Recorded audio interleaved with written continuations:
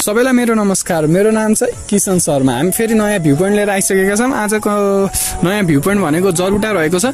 जरबुटा चाहिँ सुर्खेत भ्याली चाहिँ फुल देखिन्छ। ओरोदेखि परसम्म डाँडा काँडा रहेको बिचमा सुर्खेत भएको चाहिँ हाम्रो देखिन सक्छौँ। अनि यहाँ चाहिँ हाम्रो यो उचाइ चाहिँ 1350 रहेको छ। हामी 1350 को उचाइमा छौँ भने जरबुटाको पुरा भ्यूहरू हेर्न सक्नुहुन्छ।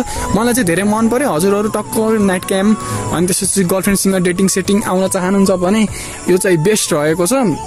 अनि टक्क फायर सायर साथीहरूसँग रमाइलो गर्ने धेरै राम्रो रहेको छ। अनि यो पहिलाभन्दा धेरै विकास पनि भएको रहेछ। यो 13 नम्बर वडा अध्यक्षलाई चाहिँ धेरै धन्यवाद दिन चाहन्छु मैले चाहिँ, किनभने यो चाहिँ धेरै विकास पनि भइरहेको रहेछ। यहाँ पहिला के पनि थिएन कि गेटहरू यस्तो के पनि थिएन। यहाँ चाहिँ जाली साली सब गेटहरू सबै हालेको रहेछ। हजुरहरूले पनि हेर्नुभयो होला, यो जाली साली गेट सेट सबै हालेको। अनि यता चाहिँ मलाई अति मन पर्यो। हजुरहरू पनि आउनु भएको छैन भने एकचोटि भिजिट गर्नुहोस्। हजुरहरू बाहिरको हुनुहुन्छ भने सुर्खेत घुम्न आउनु भएको छ भने एकचोटि जरबुटा भिजिट गर्नुहोस्।